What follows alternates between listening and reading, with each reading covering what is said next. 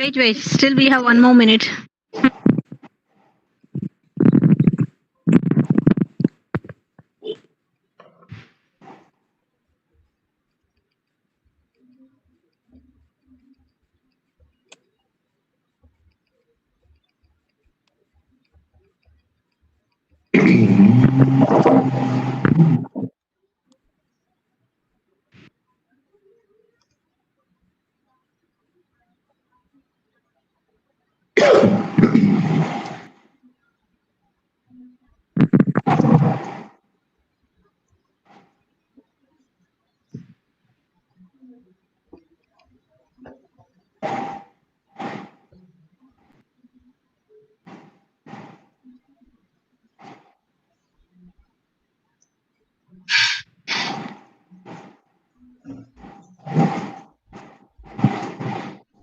Yes, Divya, you can start.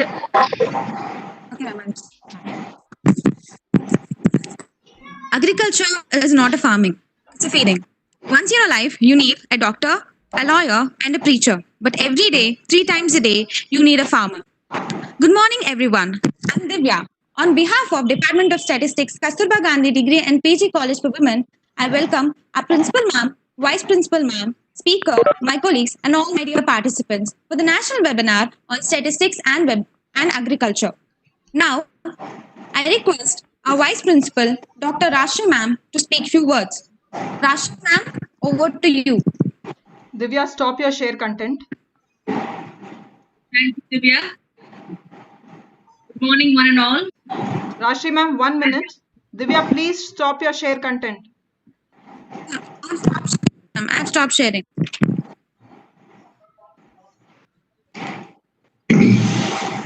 Rashmi ma'am, you can start. Thank you. Thank you, Divya. Good morning, one and all. At the outset, I would like to congratulate the conveners, Dr. D. Lalita and Mrs. Sangeeta, and other members of Department of Statistics who have organized this national webinar on statistics and agriculture.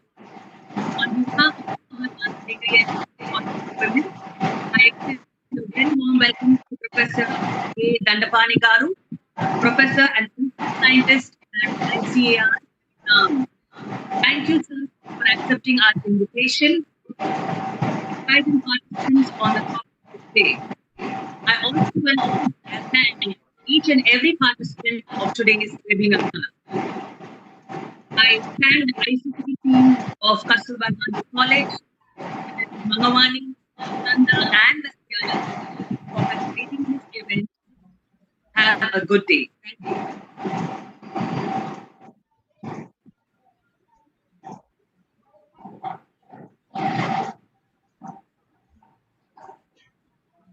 Thank you, ma'am. Now, I request Dr. D. Lalita Devi, ma'am, Head Department of our Statistics and convener of this webinar, to introduce the guest of the hour. Lalita, ma'am, over to you.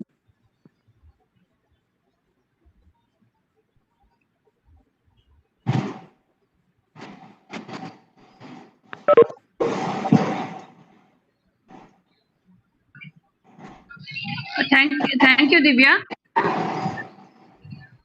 Thank you, Divya. Good morning, sir. It's my privilege to introduce today's guest speaker, Professor A. Dandapani Garu, Principal Scientist, Statistics and Computer Applications, ICAR, National Academy of Agricultural Research Management, Rajendra Nagar, Hyderabad. Sir did his MSc in Agricultural Statistics from Indian Agricultural Research Institute, New Delhi, with specialization in sampling techniques, and PhD in Agricultural Statistics from Indian Agricultural Research Institute, New Delhi.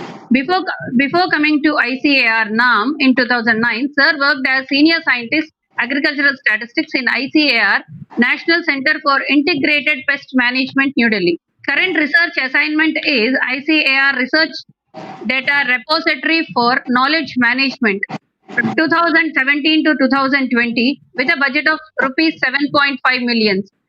Sir, research interest areas are information management and statistical computing, sampling techniques, and design of experiments. Here I would like to mention, Sir gave internship to 2 of our students, PG students, in the area of data visualization using R. Thank you so much, sir. Sir, Yeah. okay.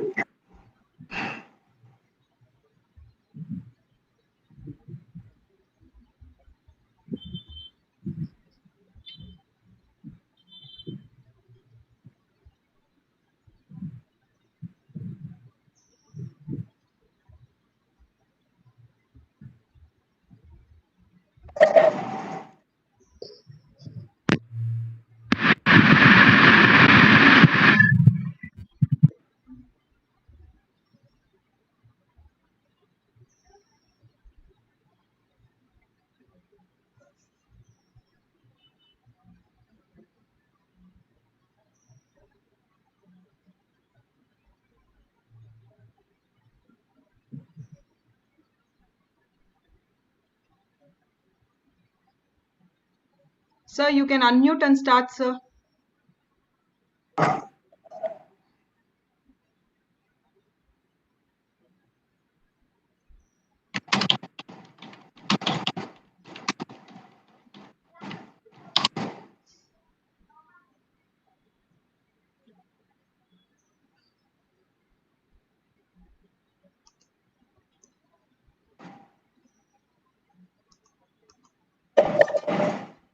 Yeah, am I audible? Yes, sir. Yeah, sure. Thank you.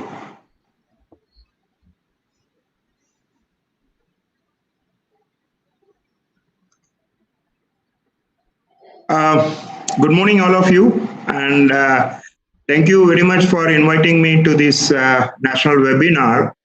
It is a great pleasure for me to talking to students of statistics. Usually, I talk to students of non-statistics per se.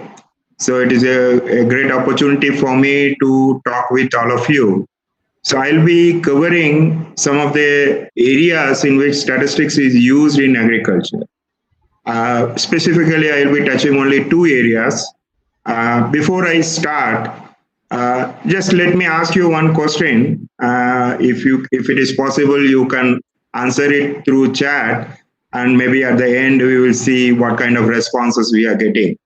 I'm specifically asking this question to all those students who have taken statistics. What is the reason for you to take statistics? I will tell mine at the end of the talk.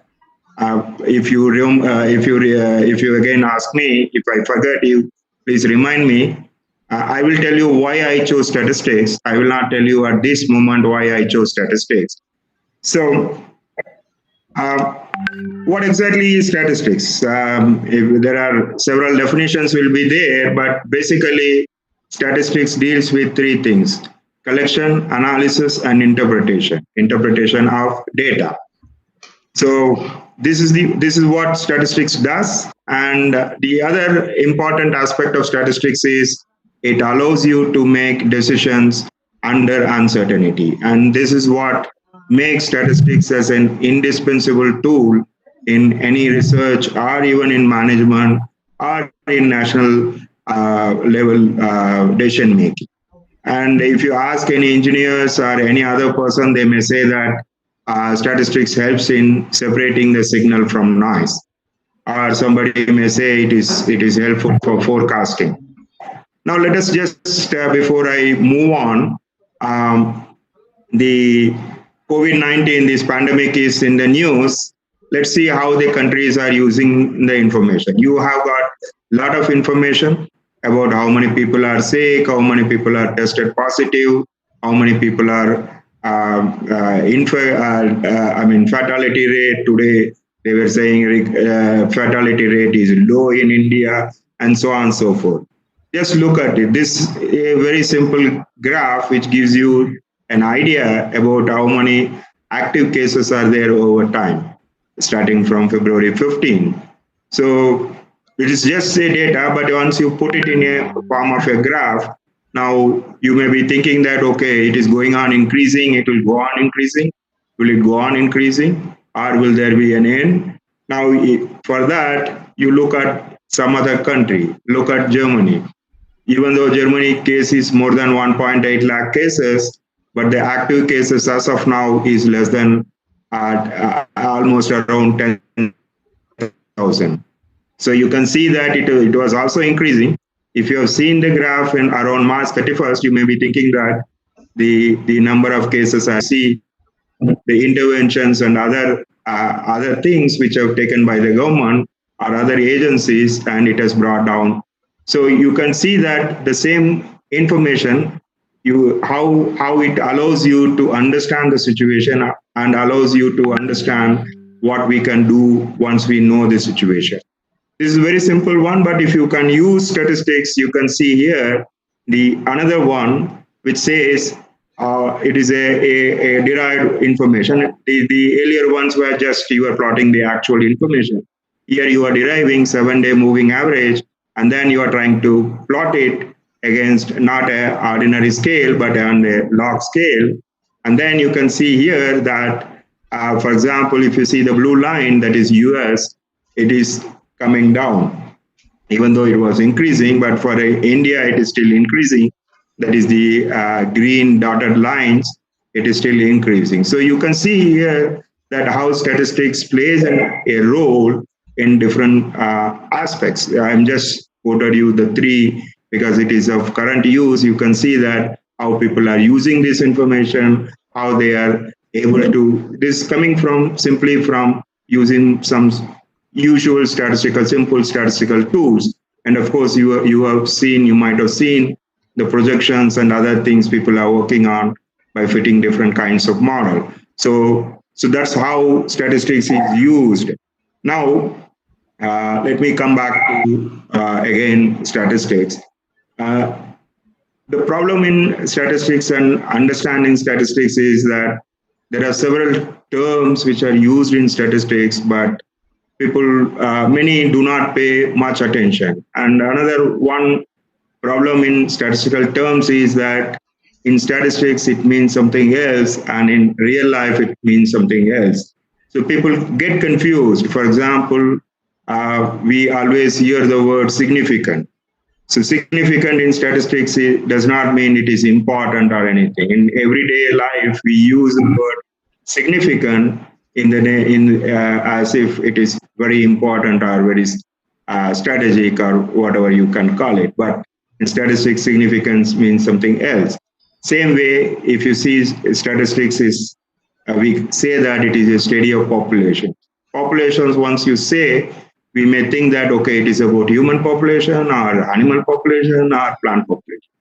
It is not simply about human population or animal population.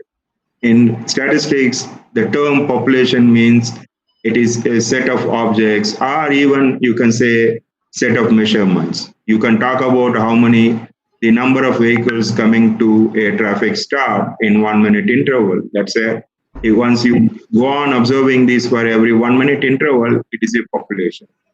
Or number of the tires produced by a company, it is also a population. Or you can even simply say that if you have, say, 10,000 or 20,000 observations are there, you can also say that it is a population. So what we do in statistics is that, okay, we have a population, we have some measurements, can we infer something about the population? If you have one population, you want to describe them. If you have many population, you want to compare them, and so on and so forth. So the second aspect of statistics is a study of variation. If there is no variation, if every observation is same, if every time in a particular telephone exchange, the number of calls received is exactly same, you don't require statistics. You don't require any other. You can carry on. But there will be always variation. And statistics deals with this variation. How can we study these variation? And the third aspect of statistics is it is a study of how to reduce the data which is available. For example, you have seen the data of the active cases observed over a period of time, and then you can see that these data are again reduced and to produce some meaningful information. So statistics again deals with, it is a study of reduction of data, how to reduce the amount of data we have. Whatever statistical measurements or statistical tools, simple tools like mean, median, mode, they're all the tools for reducing the data. So this is how the statistics is defined by Fisher. So what we do in statistics is that, okay, we have set of measurement, can we approximate with some known probability distribution? Because the variation is there and the variation is not a fixed variation. The variation is a random variation or a stochastic variation. So how do we model them? Can we model them using any known probability distribution, say, for example, normal distribution, or say binomial or Poisson, any kind of distribution. So once we say that, okay, this population is going to follow these kind of probability distribution, then the next question comes is, okay, if I have to estimate, if I want to use this population as a distribution, can we estimate its mean? Because once I know the mean, I can work out these probabilities. So I can work out what is the probability that a certain random variable exceeds certain value. All these things are possible only when you know or when you estimate the parameters of that probability distribution. So in that way, again, once you estimate the probability distribution, the parameters of probability distribution, then most of the problems are easily solved. Now, I move on to agriculture. Agriculture, I don't have to stress upon the importance. It deals with agriculture. When we say in our organization, when you say agriculture, don't think that it is only a growing of crops. It deals with all kinds of things. In fact, we deal with all plants, animals, fishes, and the crops. You don't think that we deal with only the food crops. We deal with fiber crops like cotton or jute or any other, say, fishes. Everything is included when we say agriculture. And the problem in our country as of now is that the growing area is reducing. The per capita availability of land for farming is getting reduced. We are increasing, our population is increasing, and that put a lot of stress on the available land resources and also the other resources like water or even the environment. All these things are putting a lot of stress on agriculture. So how do you meet the demand? So for that, the agriculture research is very, very important.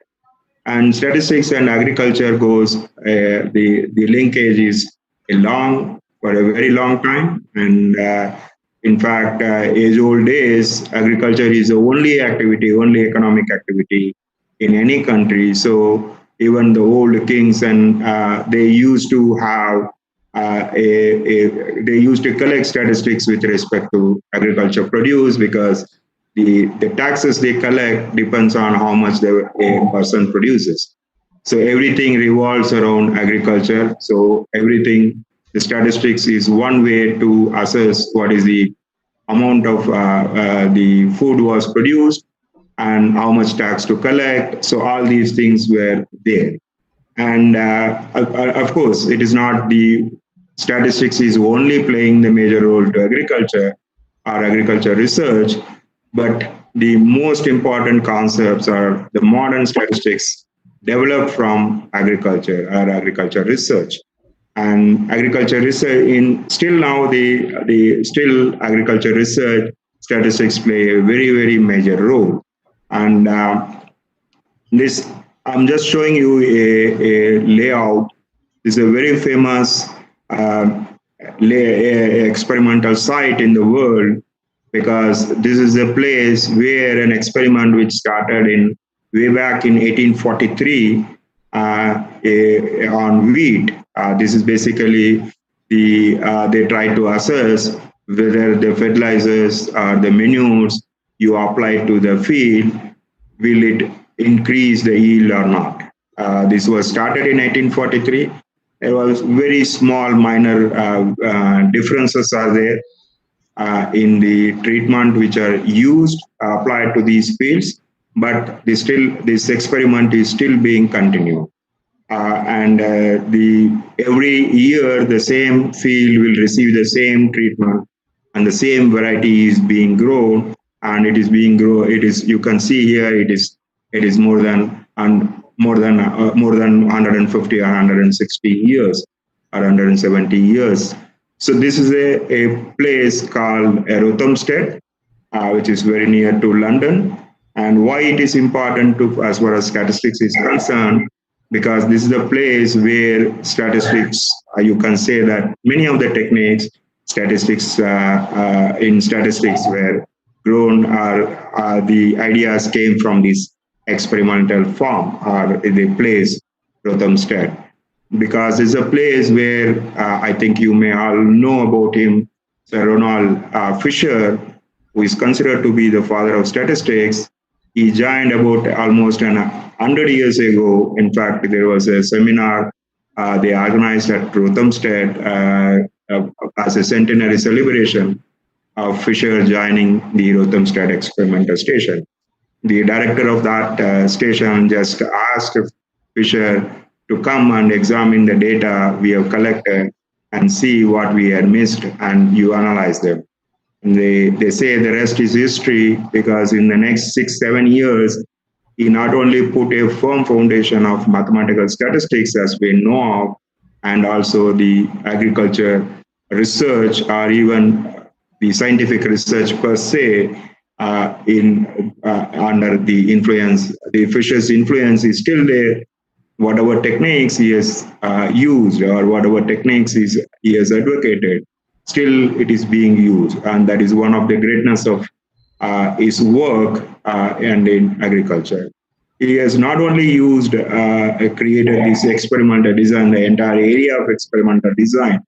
Whatever you study in the first 2 courses, I can say, almost all of them are created by R. F. Fisher, and maybe few of them are associated with one of his close colleague, aides.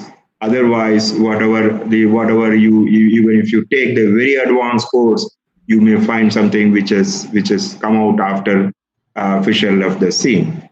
And he has also worked on genetics, and that is also considered to be one of the founding persons in population genetics. Again, I'll come back to that, because population genetics plays a major role in agriculture and agriculture research. So, how do we use statistics in agriculture? As I was telling you that the area under the for agriculture is reducing, so you need to increase your production. How do you increase your production? The one way is increase the area. If you cannot increase the area, then you have to increase what is called as productivity. That is per unit area. If you can increase the production, you can increase overall production. So how to improve? Say if a particular variety is giving, say, 3 tons per hectare, can I increase it to 3.5 or 4 tons per hectare? And that is what every agriculture research scientist would be hoping. The other thing is, can I improve the animal weights? Can I improve the efficiency, input efficiency ratio, the amount of feed I am giving it to an animal, and how much weight it is gaining? Can I play with that? Can I improve this so that it is increased rapidly and it is economical also?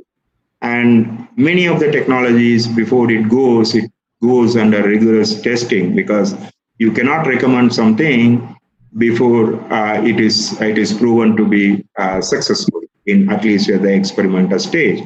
In fact, we have a set of tools. For example, before any technology goes to farmer, it will be tested in the research farms.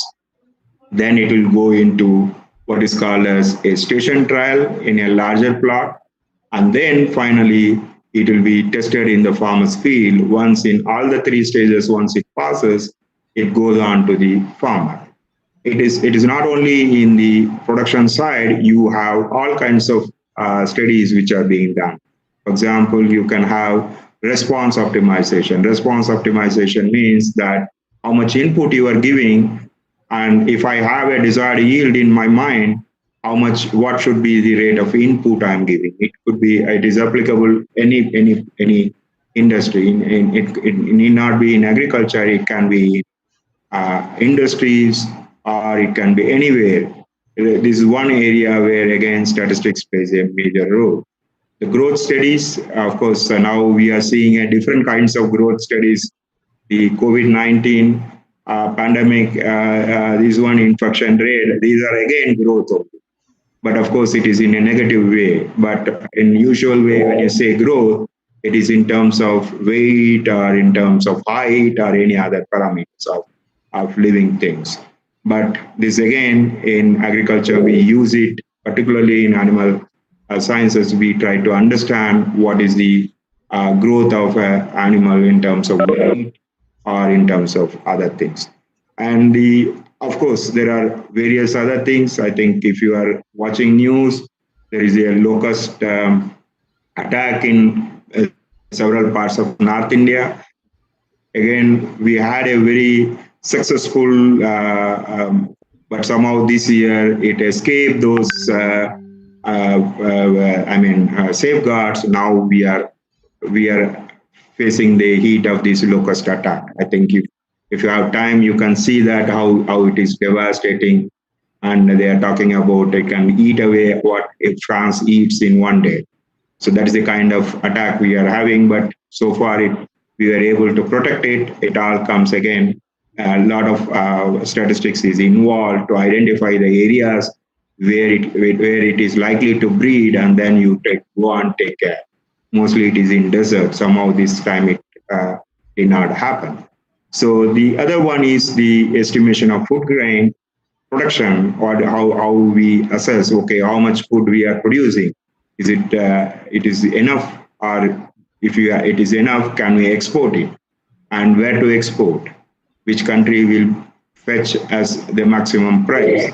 And if we are going to have a shortfall, from where we can get this food so that our people won't go hungry, because we produce something in excess and we are lacking in something else. So we try to see that, okay, some we will export, some we will import, and all these things. So for that, we need food grain production. Of course, there are several other areas, but I will be talking about two things in this. One is how the experiments are conducted, how agriculture experiments are conducted, and how we use statistics in that. And the second one, the first one I will be talking is how we estimate the food grain production in India, particularly.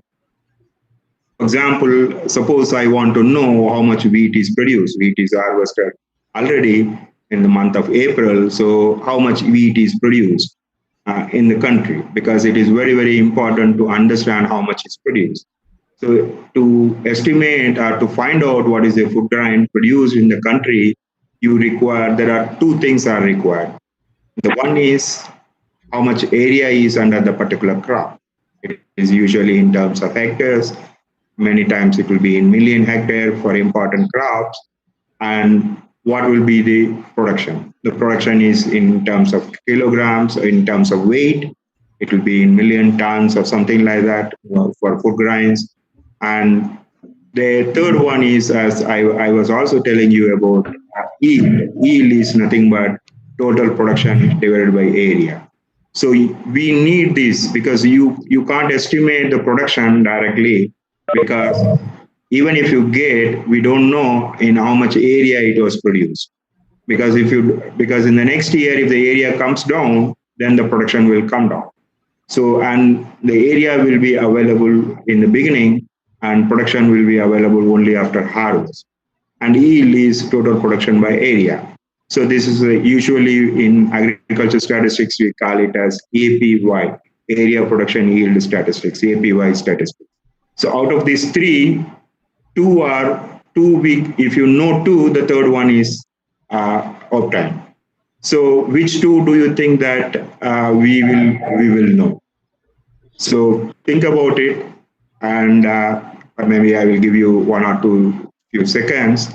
Out of these three, which two do you think that it is going to be found out, and the third one will be obtained by the formula.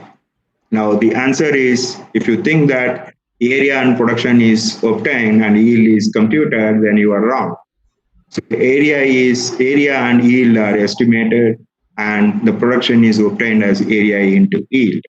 The reason is that the procedure, it was laid out something about 70 years ago by Professor P.V. Sokatme, who gave this procedure, and this procedure is adopted across the world. Many countries adopt the same or similar kind. In fact, FAO used to, this is one technique which FAO used to say many of the African countries to follow this.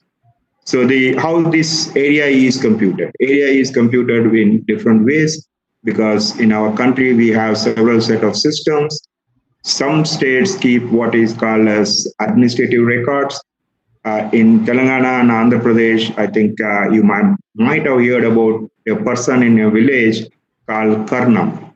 Karnam used to keep the record of which crop is grown in which land in survey number. So that is available in many of the states, but it is not available in northeastern states, Odisha and West Bengal and Kerala. They do not have these kind of revenue officials who keep the record. So except these three states, all states, the area is obtained from the administrative records. As far as the Odisha, West Bengal and Kerala is concerned, and some certain northeastern say, 20% of the fields are visited using a sample survey, and then they collect the area. And for the other, about 5% of the area where it is very hilly area, inaccessible terrains, or some of the northeastern states, various ad hoc methods are used. So this is how area is computed, or area information is collected. And this is for about almost 60 or 70 odd crops, not for single crop. And the crops are grown in multiple seasons. So these are collected almost continuously across the country. Now, what about the yield? Yield is obtained by again a sample survey, and it is a stratified multi-stage random sampling. So once you have, I will brief you how the yield is obtained. So once you have the yield and once you have the area, you multiply both of them, what you get is the production. Now, how yield is obtained is what is called as a crop cutting experiment. A crop cutting experiment is done under general crop estimation surveys. Almost 90,000 crop cutting experiments are done in a year in India, mostly by state authorities, and some are done by National Sample Survey Organization. The idea is that you go the tehsils, taluks, forms the strata. Then you have villages. Then that is where revenue villages. Then from the revenue villages, you have the fields which are growing that particular crop. That is the another stage. Then within that field, you mark a particular portion. That is a experimental a plot, and you harvest that particular plot, and then weigh the produce, and then obtain the yield.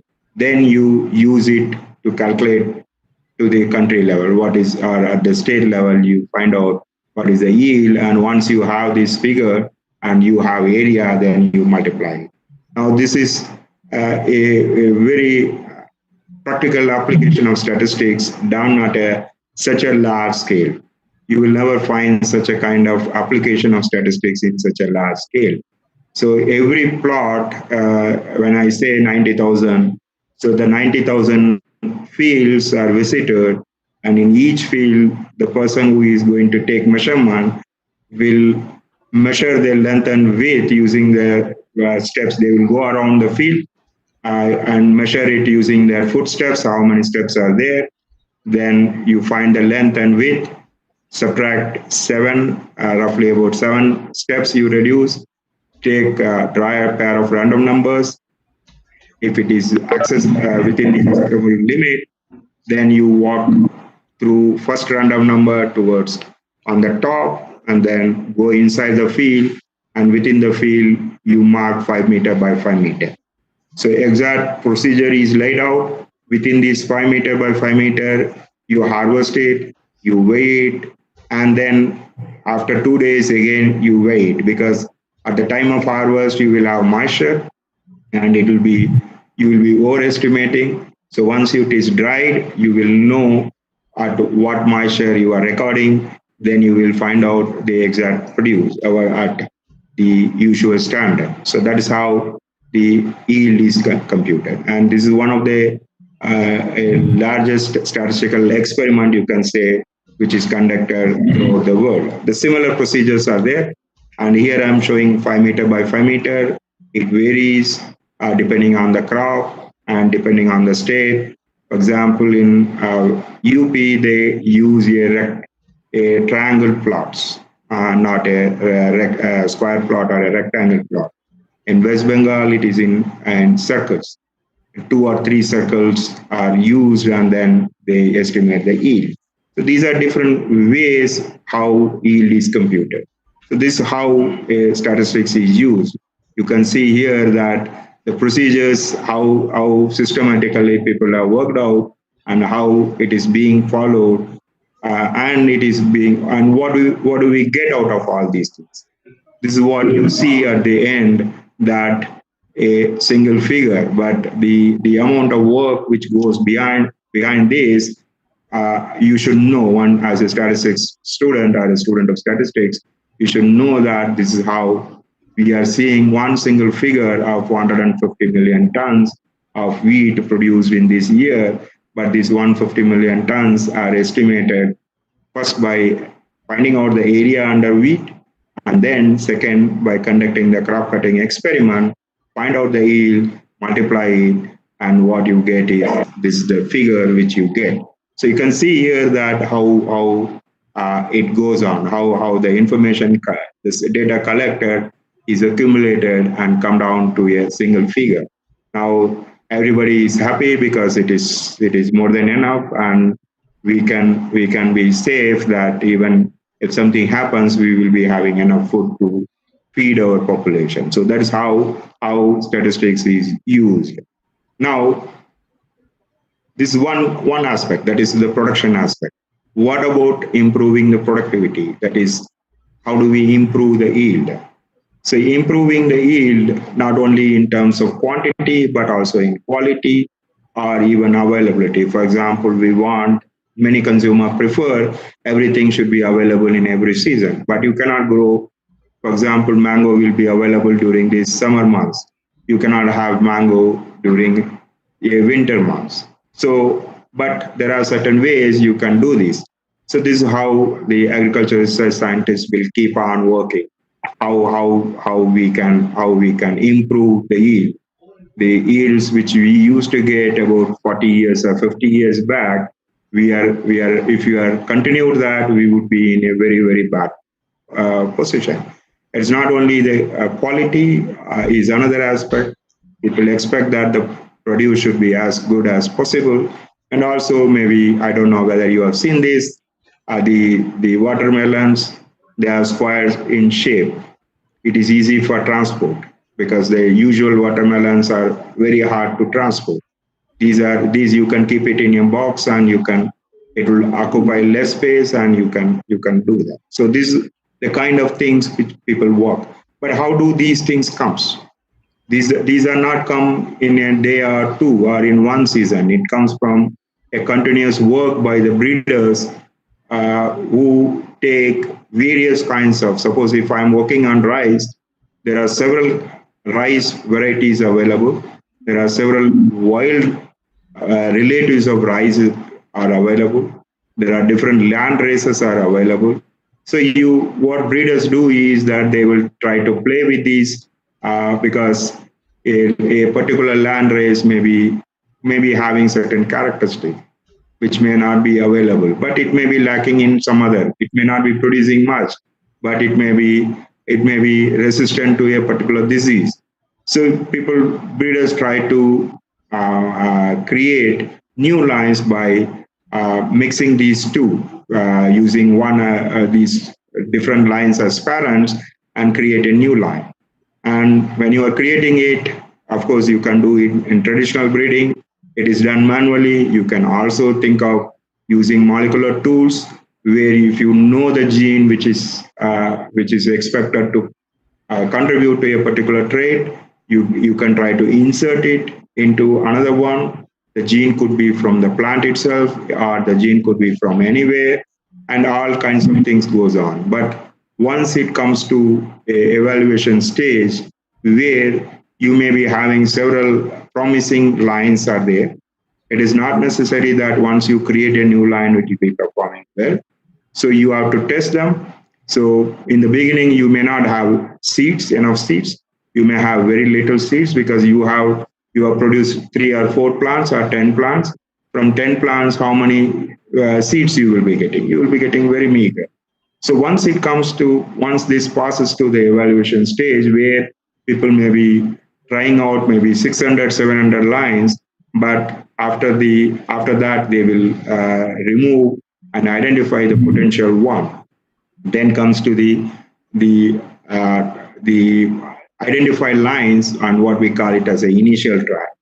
In initial trial, maybe about 20, 30, or even sometimes 50 lines will be tested, and across various locations. Locations means different places, because you don't want, if a variety which is very good in Hyderabad may not perform very well in say in Andhra Pradesh.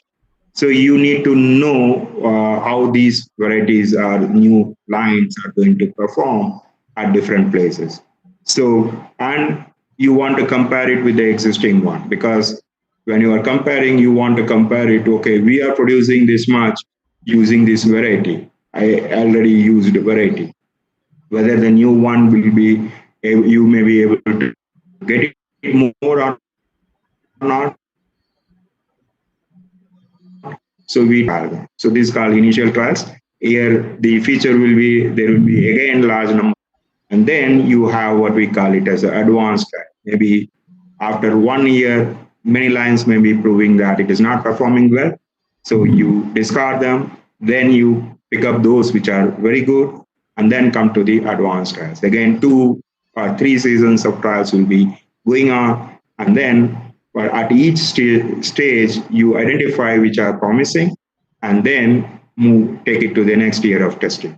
So after 3 to 4 years, what you get is a variety or hybrid, and it will be tested for various kinds of things, whether it is they will expose it to disease, or whether they will try to see that, whether it is being attacked by insect pests, how it is responding to fertilizer, all sort of things. Once everything is good, maybe you may be getting 3 to 4 or maybe 5 varieties may be released. Again, these varieties may be recommended only for certain places, certain locations, may not be available for the entire country, because no single variety may perform across the country. So once this is done, then once it is identified for release, then the other agencies, the state government agencies, other seed agencies comes into picture. They try to take it, or some private players, they try to take it, and then they try to introduce to the farmer. And ultimately, if you see the entire stretch of things, it is maybe you may start with 600, 700 lines, and maybe after 6 to 7 years, maybe you may have 2 to 3 varieties which have come. But the way this is going on, I mean, the way that is done, you can see the amount of work that people are trying to do to get the success of maybe 2 to 3 out of 500 or 600 plants which you have taken. But it is good. If you compare it with the pharmaceutical industry, where they may be screening in 10,000 or 20,000 drugs and then come out with maybe 1 or 2 after 6, 7 years of testing, and it may fail in the market also. So that's how the research is done. Now, let us look at it. How statistics is used in these trials. Of course, when you say experiments, the basic principles of experiments are randomization, replication, and local control. And I just show you quickly that how we use these threse principles in the experiments.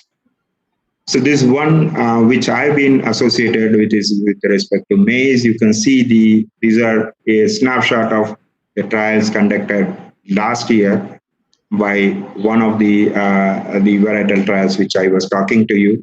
You can see here how many treatments are there in each experiment. I'm not showing in the complete detail. And you can see how many treatments. Treatment means how many lines are tested and in how many locations. So this is a year long, I mean, every year they will be having similar kind of things. Now you can see here 27 locations, and in each location, the number of treatments varies from 9 to 30, 48 or so. And each locations, these trials are conducted. So you can see, and in each trial, you will be measuring several traits. It could be weight, it is maize, so it is a cob weight, shelling, moisture, and so on and so forth. Several parameters will be there, several traits will be there. And at each center, they will receive a plan like this. These are, of course, the coded entries. You will not find the actual treatments because that is what is in statistics, what we call it as a blinded trial, single blind trials, in the sense that the person who is performing this experiment will not know, say 1116 pertains to which line. So he doesn't know. So it becomes a blinded trial. It is very common in medical where a doctor who is administering will not know whether he is administering a drug to a patient or a placebo or a sweet pill he is giving. So this is to understand, this is to avoid the bias of the person who is conducting the experiment.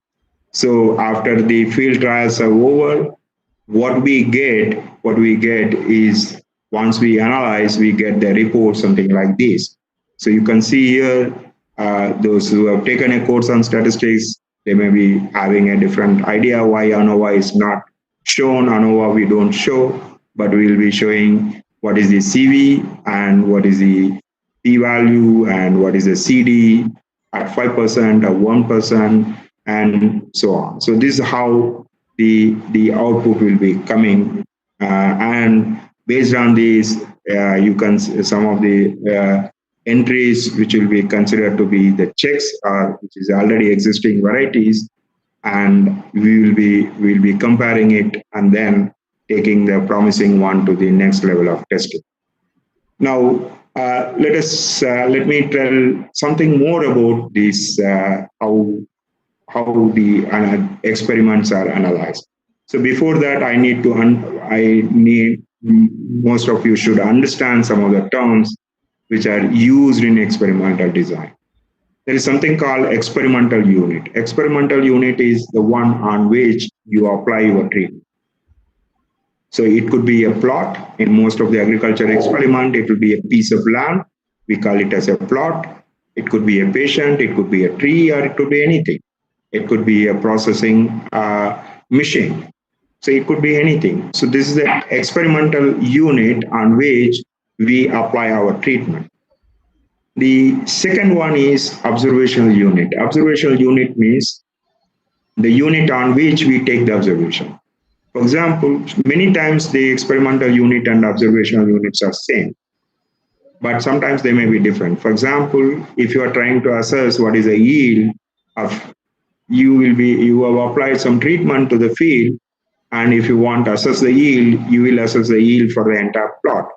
Your experimental unit is a plot, and your observation unit is also a plot. Here, the experimental unit and observation unit are same. On the other hand, if I want to measure what is the height of the plant, height you cannot measure it. You applied your treatment to the plot, but the height will be measured on the sample of plants. So the plants is your observation unit, but the experimental plot is the plot is your experimental unit. You need to understand these differences because this is very important when you go for the analysis, because the experimental units needs replication in the sense that if you want to analyze the data, you need to have replications for experimental unit. If you do not have replications for experimental unit, you cannot analyze them. We'll come back to this a little later, why it is important. Now, I was using the term treatment. Treatment is something which is under the control of the experimenter.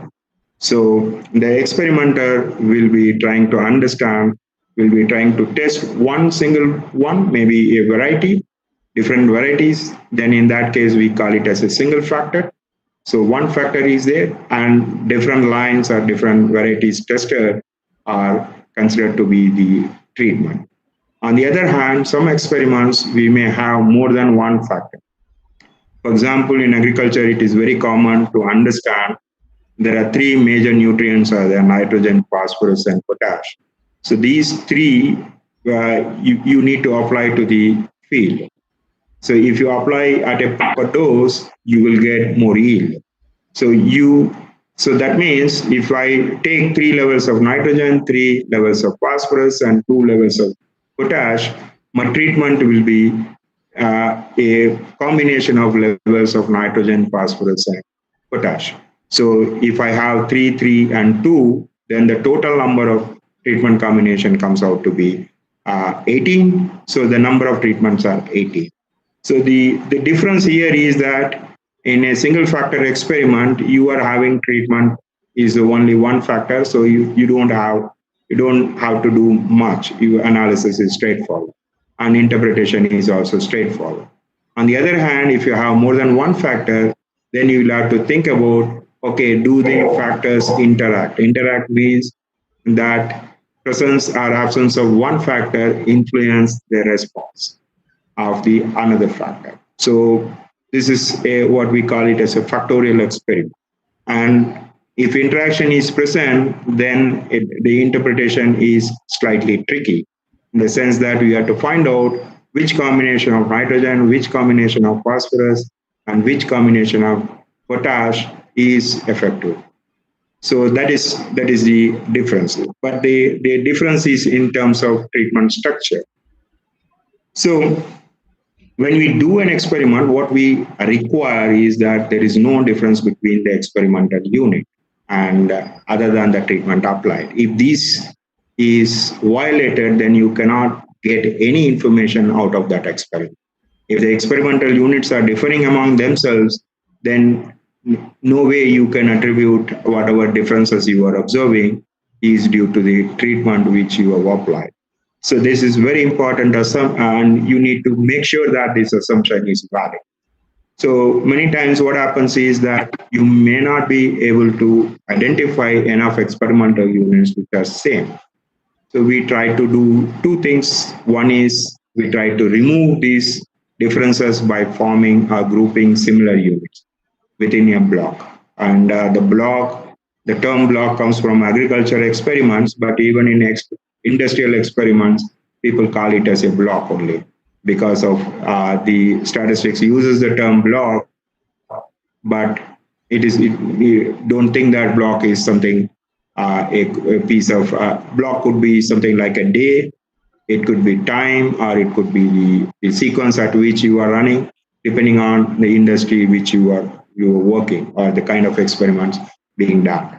Randomization, if it is not possible, then we hope that when you randomize, then any uncontrolled variation among the experimental units are taken care by randomization. In fact, people say that if you can block it, in the sense that if you can reduce the differences, use blocking.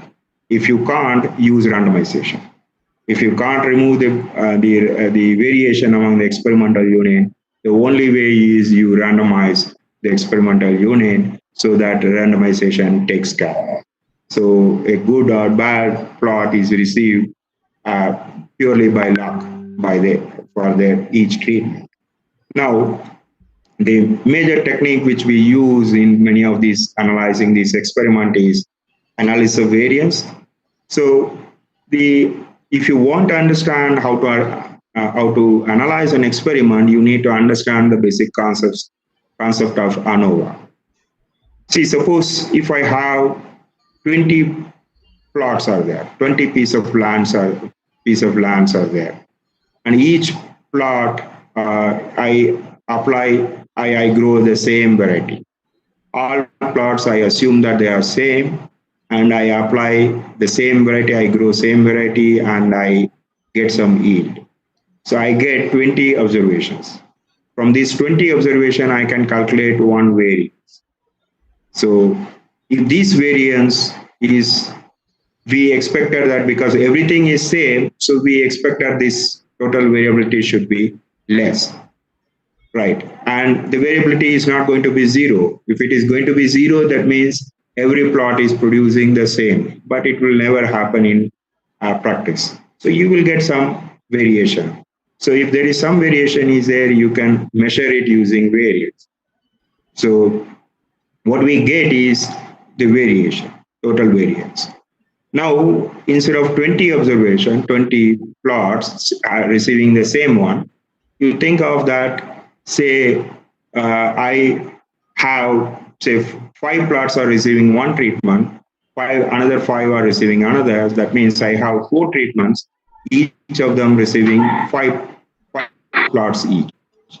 Now, you can think of that the 5 plots which are receiving the same treatment, again, you can calculate a variance. So for each of these is you can find out. Now this variance is because of uncontrolled variation, which we are not able to attribute any reasons to. So that is one part that we call it as error. But for each treatment, I can calculate one treatment mean. So I have 4 observations. For each of 4 treatments, I have 4 observations, 4 means. For these 4 means, again, you can calculate one more variance. Why this variance is coming? Because the treatment, this shows how the treatments are differing from among themselves. So in ANOVA, what we try to do is that can we divide the total variability to various causes which we can know that, okay, this variation is coming due to this, and this variation is coming due to another. So analysis of variance, we try to differentiate bifurcate the total variability into assignable causes, and whatever we cannot attribute, we call it as error. So I will take up your questions. I'm seeing some chat, some questions are coming. I will look into that once I complete that. If anything is you want at this time, the host or anybody can tell any pertinent question which they want me to answer right now. I can stop here and then wait for your question. Or can I continue?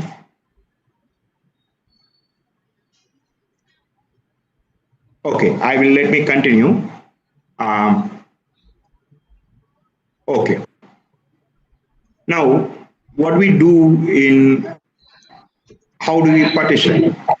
How do we partition? There are several ways you can partition. Suppose if I think that the total variation is coming because of the treatment I have applied, then I have the very simple model, treatment plus error. Or I may say that it is because of treatment plus block plus error. Or I can go on writing different kinds of models. Now, this is how differences are there. Now, why this kind of partitioning is important is that when you go for doing this analysis using a software, then you need to know these models, how this model is going to be performed. Because when I used to analyze it, and when I was a student using software, there used to be separate software for separate designs. Nowadays, there is no such options. You have to use the same software for all kinds of designs. So how this different analysis is going to be there, it is going to be based on this model.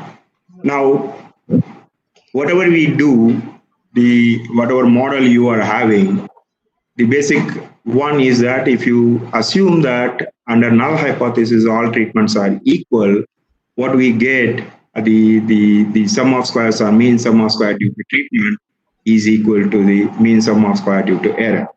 If the treatments are equal, if all treatments are same, what you get is that the treatment, whatever treatment is estimating, is same as that of error. So you calculate the quantity, what is called as F, that is mean sum of square due to treatment divided by mean sum of square due to error. So obviously, if all treatments are equal, then the F value should be 1 or very close to 1. When it will be large? When the numerator is very high. When numerator will be high, that is mean sum of square due to treatment will be high when the treatments are different.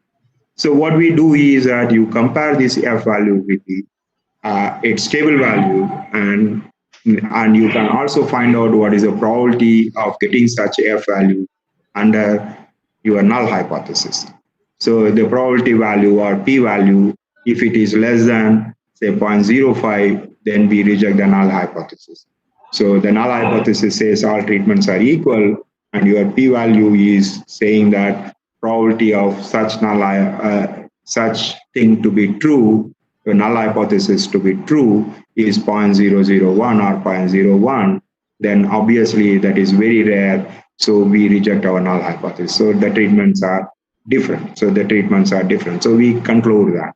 Now, there are certain assumptions are there in the ANOVA that all the errors are independent, errors are having constant variance, and then errors are normally distributed. I'll just come at the end that if these assumptions are not valid, how we go about it. So this is a kind of arrangement, simple arrangement. If it's called completely randomized design, we assume that all experimental units are same. So you apply your treatments to the different plots, and you randomize it and apply it and get the value and then use the model. But the most commonly used experimental design, many of the cases, is randomized block design.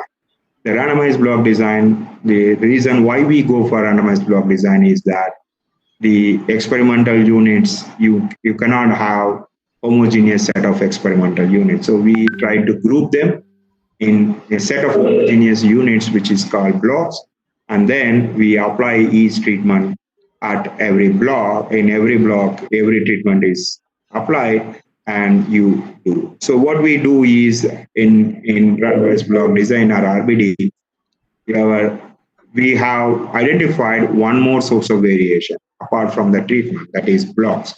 There could be differences due to blocks, so you eliminate them. There is a variation due to treatment which you have introduced. That is another part, and then error. But again, the null hypothesis remains same. All treatments are same in the sense that all treatment means are same, actually. So when you say then, and the alternative is at least one of them is different from others, then we use the F test to find out whether it is significant or not. Now, this is a kind of layout which is usually be there. And most of the software requires that you need one column for block, one column for treatment, and yield or height. These are the response variables from that experiment. So you need these, and this is how the data will be fed into most of the software. Almost all statistical software requires in this form. Now, whether RBD can be used everywhere, it is efficient from statistical point of view. Whatever criteria you apply, it is considered to be the best design.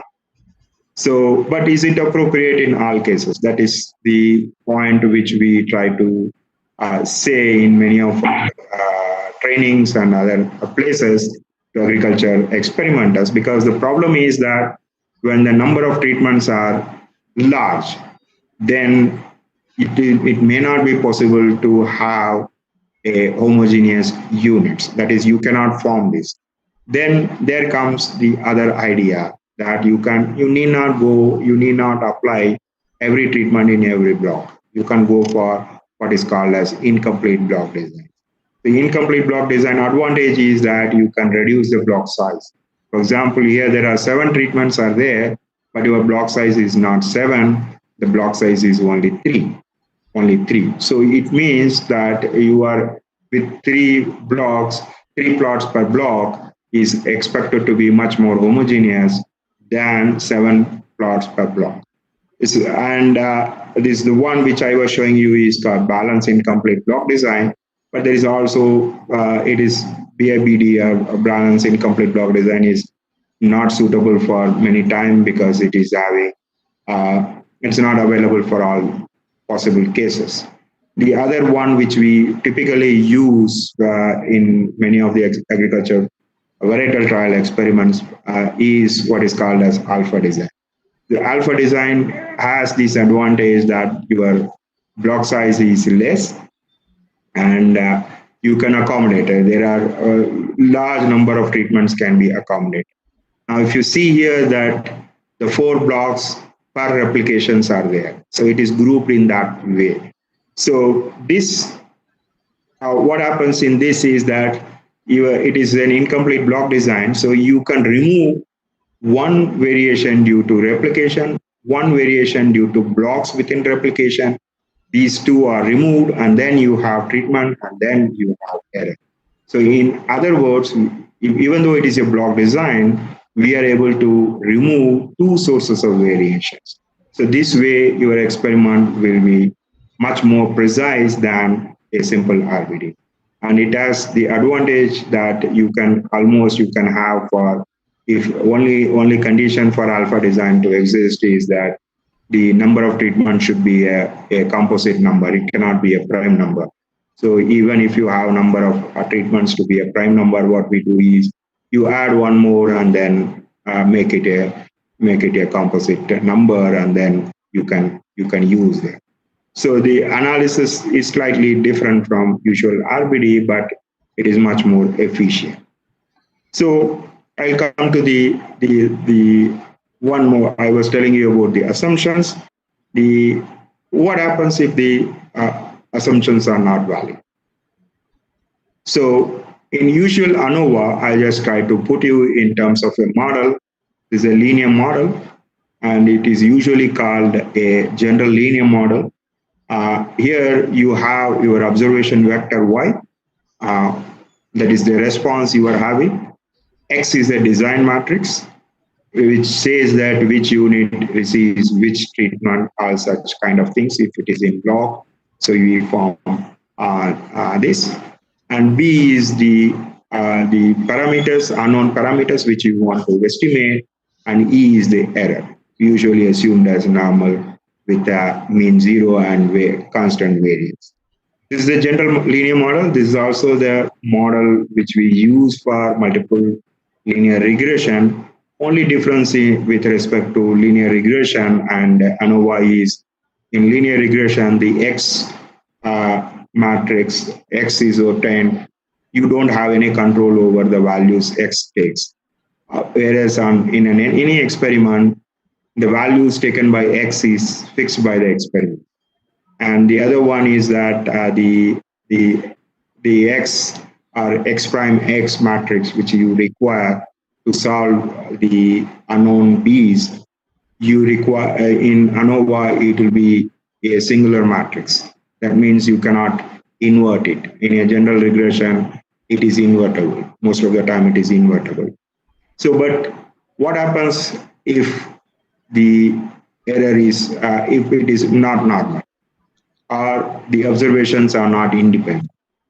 ANOVA requires that all observations should be independent. And ANOVA requires that all treatments should have equal variance. What happens if it is not there? There are various situations which comes. For example, say if I'm counting number of insects per plant, this is not going to be a normally distributed. And the reason is that when you count numbers, in some plants you may have very high numbers, in some plants you may have zeros, and the mean could be anywhere between these. So it is no longer a normally distributed value response. So typically, if you see this is most likely it is a very good distribution for this. It could be a Poisson distribution or negative binomial. These are the two distributions which fits to the kind of data which I'm talking about. Or you have a presence or absence or incidence. How many plants are having a particular disease? So we try to see out of total this many plants, 20 of them are infected. So are infested. So what is the percentage? Now, if you talk about presence or absence, then it is a binomial distribution. It is no longer normally distributed response. Here, once you assume E is normally distributed, Y is also normally distributed. So what happens in these cases? The one approach could be you try to stabilize or transform the data. That is one way. The other issue comes is that, for example, in usual ANOVA, all effects, block, treatment, and so on, all these effects are considered to be fixed. But when you talk about a incomplete block design, the blocks are no longer, we need not consider them as fixed. We can consider them as a random. So even the trial which I was showing you in the beginning about the varietal trial, where the experiment was conducted across locations, now when I want to analyze it, I have two options. I can consider locations as fixed. If I consider locations as fixed, that goes into usual linear model, general linear model. But I can also think that these locations are a sample of possible locations where I could have done this experiment.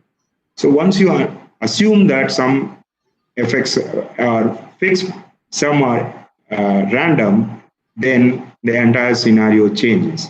And this is no longer a general linear model. We call it as a linear mixed effects model. Now, once you have a linear mixed effects model, what happens is that you need to find the structure of the variance covariance matrix of your random effects, your error, usual error, and also your fixed effects. And most of the time we are interested in comparing the fixed effects. For example, with this treatment minus the other treatment, or the difference between two treatments. So we need to do this. Now, this is what we call it as a linear mixed effects model. So from a general linear model, we are coming to mixed effects model. In mixed effects model, one advantage is that you can have unequal variances, because in linear model, we have assumed that the same variance for all observations. Here, you can have different kinds of variance structures you can have, both for your error as well as for your random effects. Now, this is what I was telling you, that if I conduct an experiment across different locations, my model becomes treatment, locations, treatment into location, blocks within location, and this A is an intercept. Now, you can consider blocks as a random variable or a random effect with some variance. Location again is assumed to be a normal with some variance, and it could be varying. It need not be same. It could be anything. It could be different for different locations. And treatment into location is again assumed to be normal with some variance structure. Now this becomes a linear mixed effects model. So only the fixed effect in this is only treatment. So we use this model to, when you want to find out how the treatment is performing across locations. So because that is very, very important to understand, whether if you are going to recommend it across a state or across a much larger area, then we need to understand each treatment's performance across these. So we use this mixed effects model. Now, what about non-random? So in all these models, linear model or linear mixed effects model, we assume that the expected value of your response is x beta or x beta plus z gamma, something like that. That means the expected value is linearly related to your unobserved parameters. But you can relax this condition, and once you start relaxing this condition, it is called generalized linear mixed effects model. So once you say it is a generalized linear mixed effects model, what we say is that the conditional expectation of your response given the random effect is equal to some G inverse of x beta plus z gamma. G is some invertible function and its inverse exists. You can some more technically it is considered to be a monotonic function, invertible function. So in fact, if you take G, it should be, if it is an identity, then what you get is usual linear mixed effects model. Here you can have different kinds of G. You can have, say, for example, I can consider ln of p by 1 minus p, that is a logic. So it becomes a logistic, you can use it for binomial or even multinomial. You can use it. That kind of distributions are possible. You can use a ln of y, that becomes a Poisson. So you can have all kinds of distribution, basically exponential, family of exponential distribution you can accommodate. So a generalized linear mixed effects model is for those cases where you suspect that the normalization or normal distribution will not work. A normal distribution assumption does not fit into it. Of course, fitting this model requires much more computational power. Sometimes it may end up in convergence issues, because these are, most of them, even linear mixed effects models or a generalized linear mixed effects model, all these things are a iterative procedure. So there could be some issue on the convergence, but these are the tools which are at present available. One can use it. And of course, there is another concept, nonlinear mixed effects model, that is also there, but you need to know the form of the nonlinear models which you want to fit. But there are procedures, there are the computational software which are available, which can fit nonlinear mixed effects model. But it does not mean that you have to go for, every time you have to go for nonlinear mixed effects model. The reason is that we always start with a very simple model. If that is working perfectly all right, you use them. So if it is not working, then you go on going to these more complex situations. It is not that we attempt the most complex situation at the first. So we try to attempt the simple one first. If it is not working, then we go for the more complex ones. So this is how we do. So I'm almost at the end of my presentation. I just wanted to show you, it is one thing to do or understand different experimental situations. But when you come to analysis, when you want to analyze it, what happens is that how you analyze is going to depend on how the experiments was laid out. So I'm showing you a very simple example. Don't bother about the technical details about the science behind it. Because if you try to understand, as a statistician, if I try to understand each and every experiment, what it is, I will be lost in the ocean. So what I try to understand is, I try to map it to whatever I understand. Like, for example, okay, what is a treatment? What is a response? How the design is laid out? What is the experimental unit? This is how I try to understand before when I talk with any scientist, biological scientist, because it is very difficult to understand, because they are all researchers working on something which is beyond, unless you have a MSc or PhD in that area, then only you will understand what they are trying to talk. So we try to understand in this fashion that how I map it. So there are some pollutants. Pollutants are something like carbon monoxide, because the plants are exposed to these carbon monoxide, nitrous oxide, or something like that. So they are exposed to this. So how these pollutants are affecting the growth of the pine is a pine tree. So how it is affecting, because most of the trees are outside and it is exposed to pollutants. So the food crops and other things may not be affected that much by pollutants, but these are the tree crops and other things will be affected. So the experimenter wanted to study the effect of these food pollutants. Of course, when you are trying to study these pollutants and other things, you cannot do it in open air. So you need some kind of closed environment called growth chambers where you can control the amount of pollutant you are applying, all these things. So the interest, of course, is to study the effect of pollutants on the growth, what parameters they will measure, all these things are immaterial as far as the analysis is concerned, because once they get the data, you will be analyzing. That is, we consider it as experiment. So there are three different ways I'm showing you, and this is an example from Camthron's book, the new version of Camthron's book. See, the first one, we have 4 growth chambers are there. In each growth chamber, we are growing 4 seedlings or 4 plants. And each growth chamber, we are applying one pollutant, P1, P2, P3, P4. What is this P1, P2, P3? We don't have to bother. The 4 pollutants are applied at what dose and all, whether they are the same pollutant. These are immaterial as far as the understanding is concerned. So this is one method. Another method is the same experiment, but here we have increased the number of growth chambers from 4 to 16, and each growth chamber we are having 1 seedling each.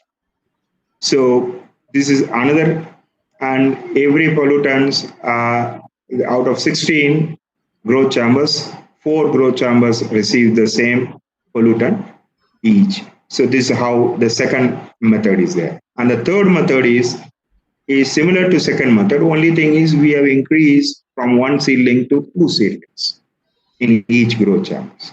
Otherwise, everything remains same. Now, which one? Whether all the three methods are equal as far as the analysis is concerned, you'll have to think about it. You just think about it and which one you will recommend. Suppose if somebody comes, which one you will recommend? You think about it and I will come to the answers. Now, let us look into the arrangements in the method 1. The problem in this one, the method 1, if you think that it is the most suitable one, you are wrong, in the sense that if somebody has done the experiment in this fashion, this experiment cannot be analyzed. The reason is that you are applying the pollutant on the growth chambers, and that is your experimental unit. And I was telling you that you need replication for experimental units. In this situation, what is happening is that you do not have replications for your experimental. You do not have more than 1 experimental unit receiving the same amount of pollutant.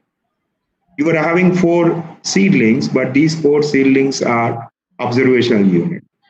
You apply into the entire growth chambers your pollutants, but you are observing it on 4 seedlings or 4 plants.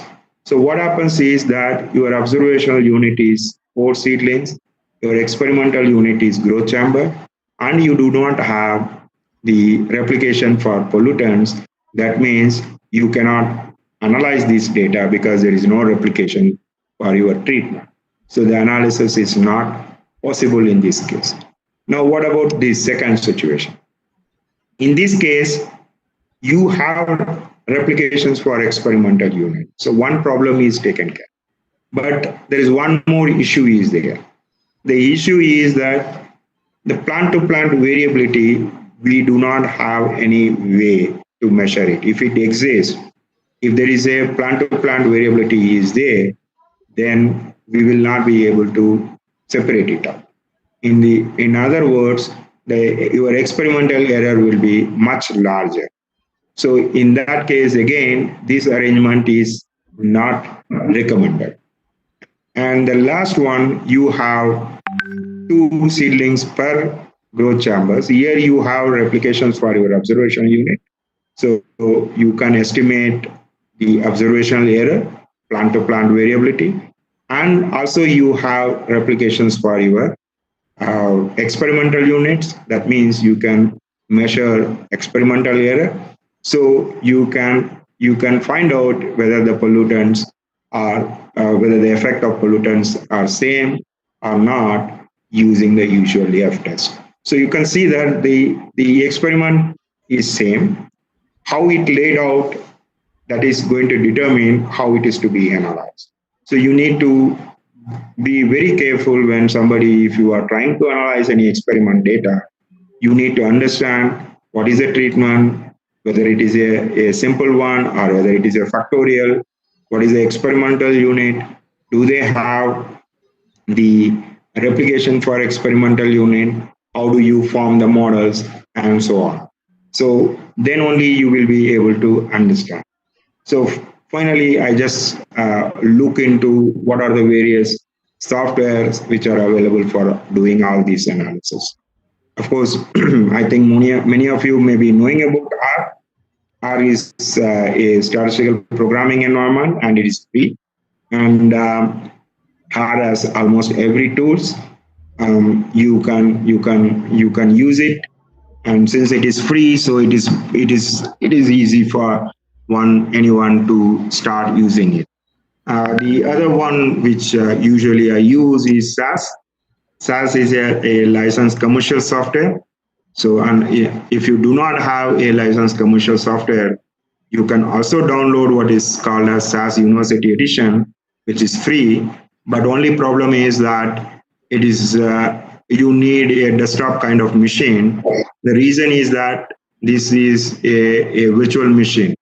So you need to download a virtual box, either a Oracle or a VMware box, and then over that you need to include it. So if you try to install it in a laptop with 2 GB RAM or 4 GB RAM, it may not work because your OS will take a lot of memory and then you will left with very few. So there are other softwares. SPSS is there, Stata is there, GenStat is there. Stata is very popular among the econometricians. SPSS is also great, but I don't use SPSS nowadays because we don't have the official software. On the other hand, there are a lot of online resources which are available. You can, if you are interested in R, and if you are starting to learn R, the Quick R is the one site which gives you the starting point for learning R, particularly statistical procedure. The other one is Tidyverse. If you are interested in graphics and visualization, Tidyverse is the organization which gives you what is called as ggplot2, and that is the one which is used in R to create graphs. The best resources on various statistical technique is one. There are many. I use this UCLA statistical computing. This one which is very, very good. There are a lot of examples, textbook examples are there. A lot of examples from different subject areas are there. And of course, if you are learning, you may encounter some problems. You may be able to use it in ask these questions or find out if the same question is asked in SAS or R communities. Stackoverflow.com is also another great site if you have any issues. And also, of course, you have a lot of courses in Coursera and EDX. So this is how there are various things are there. So finally, I'll just end with one thing, simple one.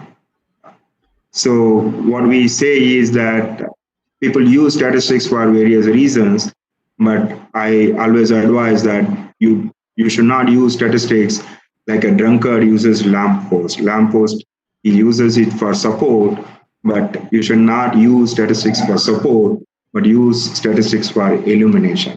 So thank you all, and I think there are a lot of questions were there. Let me take it up. So thank you very much. I'm just before I close, I will be sharing this with Madam Dr. Lalita Devi. My presentation, you can take it from her. So I will just stop sharing my presentation, and if you have any questions, anything you can ask, and also I will look into the questions which are asked. So, Okay. thank you, sir. So, we have got around 8 questions from our participants. So, the first question is, sir, is there any difference in the range of coefficient of variation for horticulture crops and agronomy crops? See, the CV is one criteria which is used to assess the how good is the experiment. So various criteria are used. They are not based on statistics, but per se, but it is used mainly. For example, 20% or 30% is used in most of the field crops, particularly varietal trial. So if the CV is more than 20%, the results of that particular location is not taken into. So the question is whether horticulture crop, again, it's going to depend on what kind of horticulture crop you are talking about. If it is going to be a tree crop or anything, then what kind of experiments are you talking about? Because the problem in many of the horticulture experiments is that there are several uncontrolled factors are there. So the CV is expected to be high. Whereas in a field crops, because it is short duration and most of the things are managed, so your CV is expected to be little less as compared to horticulture. But all these things are, it is not based on statistics. The cutoff for 20% or 30% CV, they're not based on statistical criteria. Okay, I hope I answered your question. Okay, next question is, sir, which software is used to test the trials? How we can conclude them statistically? Okay. See, you can use any statistical software. I use any software which I have access. So if you ask me, then my preference is usually for experiments, it is SAS, because I am very much comfortable with using SAS for as far as the experiments are concerned. So what we do is that we'll try to see the ANOVA table. Of course, the ANOVA table comes in different different way in SAS. In R, it comes in the usual way what you see it in a text. So if you want to see, what we do is that first you see the F value for the effect which you are testing. In any experiment, our main interest will be, if it is a single factor experiment, we will try to see the treatment effect. So you see the F value and then you see the corresponding P value. The one is that the P value should be low. P value should be less than the threshold which you have set. It could be 0.05 or 0.01 or whatever it is. So if the P value is less than, let us say, 0.05, then the first conclusion from the analysis is that there is a difference between the treatments. Because when you test the F value, I was telling you that the null hypothesis is all treatment effects are same. So, and the P value shows what is the probability that that kind of hypothesis is being true. So if the probability is very low, then we can say that this is clearly not, it is a very rare situation. So P less than 0.05 is the usual criteria which is used by many. So we say that it is significant at 5%. If it is less than 0.01, people say that it is significant at 1%. So that is the one we do. But in ANOVA, what happens is that this is the first step. We understood that there is a difference among the treatment. But for any practical situation or practical guidance, we want to know that which treatment is best. Because we have tested several treatments, and most of the time we know that the treatments are different. So if the treatments are different, so which treatment is different? That question needs to be asked. So for that, you need to go for what is called as multiple comparison test or post-hoc test. So there are several kinds of post-hoc tests are there. The one which I was showing you is the one given by Fisher, that is called Fisher's least significant difference, or in agriculture, they call it a CD, critical difference. But there are different ones are there. The one which is usually advocated whenever you have a large number of treatment is Tukey's HSD, and different depending on the situation. Say, for example, you want to test all the treatments with one check, then you can go for bone ferroni or some other test. So these are multiple comparisons. What they do, it is something like usual two sample t-test. You compare two treatments, a pair of treatments at one go. That is how we do. So you need to do whenever you analyze an experiment. First, you see whether your treatment effects are significant, whether it is less than, the p-value is less than 0.05. If it is less than 0.05, you go for multiple comparisons. In case if p-value is more than 0.05, your analysis is stopped. You cannot go beyond. Okay. So one more question, sir. Sir, in plant protection techniques, why transformation of data is required before conducting statistical analysis? Okay. As I was telling you that in plant protection trials, what happens is that the traits, whatever you are trying to get, is something like the numbers, counts. Count means that how many insects are there in per plant. So it could be 3, 4, 5, 0, 20, 100, like that. So you are having, on the other hand, if you see in other trials, you may be talking about height or yield. These, even with a very small sample, the normal distribution is appropriate. In plant protection, the other kind of measures that we get is that something like incidence. Incidence means that, okay, how many plants are affected by a particular insect or a particular disease. So I have 100 plants, out of which how many plants are affected. So that means what I have is 0 and 1. I may be having 20 out of 40 are affected. That is 50% are affected by 50% is my incidence rate. Or it could be the trait you are measuring, the disease may be given a rating, 1 to 9 or 1 to 8 scales. So all these responses which you are trying to analyze, the normal distribution assumption does not fit into. You may be able to, as a student of statistics, you may be knowing that there is something called central limit theorem, and it says that anything and everything goes normal if your sample size is large. But in an experiment, what happens is you have very limited sample size. So within that small sample size, it may not be able to justify normal distribution.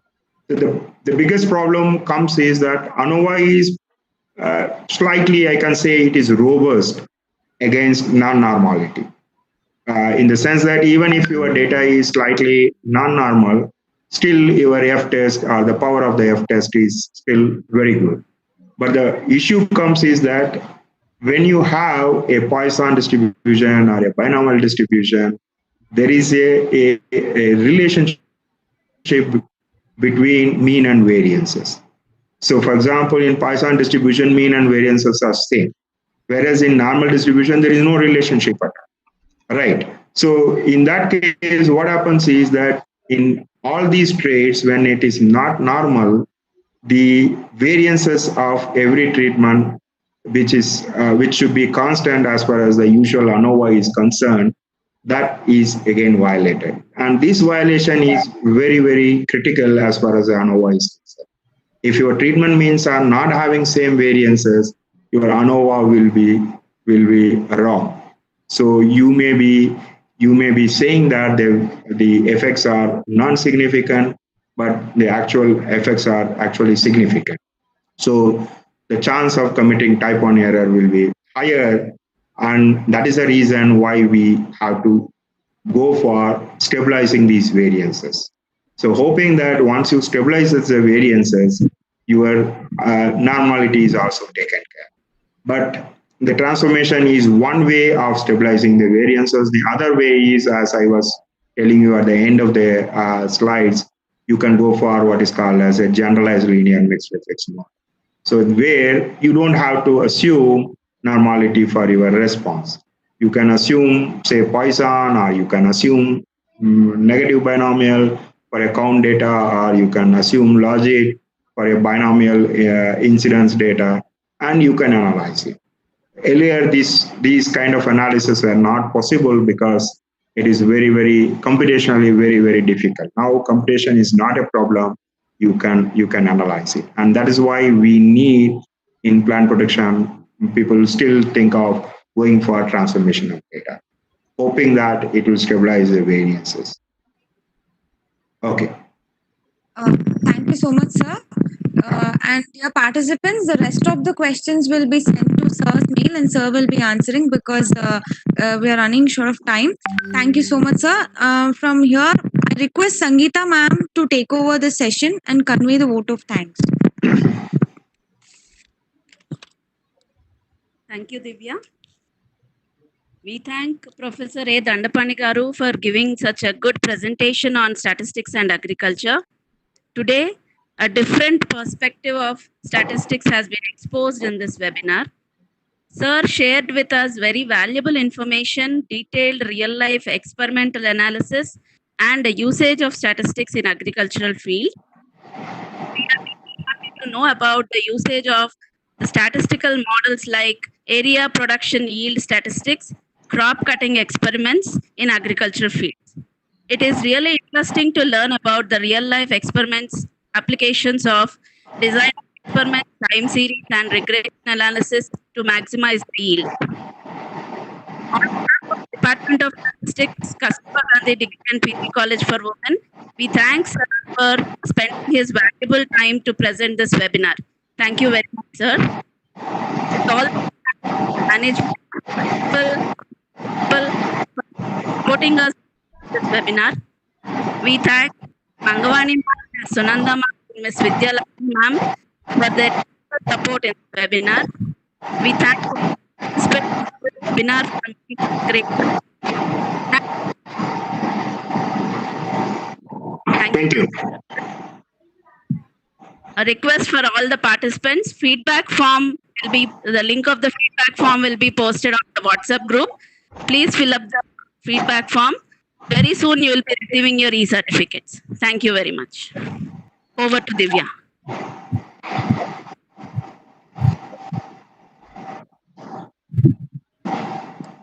Okay. Thank you, ma'am. Thank you so much, sir. Lalita ma'am. Sir, thank you so much, sir. Thank you. Please send the questions to my email so that I can answer it. Sure, sir. Okay. Okay. I'll be sending my presentation shortly. Thank you, sir. Thank you so much. Thank you. Thank you. Thank you so much.